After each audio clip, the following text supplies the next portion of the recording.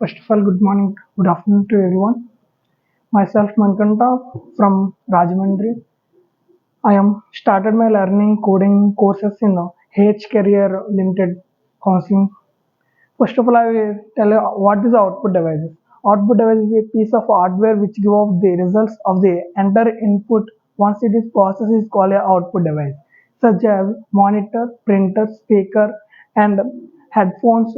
Monitor is examples for a output devices. Is to use it to output data from the computer. First of all, first example monitor. Monitor is a output device which is used for producing soft copy output. It is also known as video as visual display unit. Next, printer. Printer is an output device which is used to print information on paper.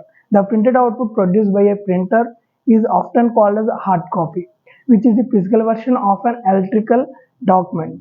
Third, speakers. A speaker is an output device that produces sound through an oscillating transducer called a driver. The equivalent input device is a microphone.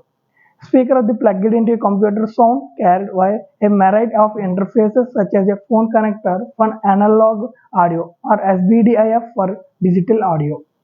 Headphones. Headphones are a type of hardware output device that can be connected to an computer line out or speaker port as well as a wireless using Bluetooth.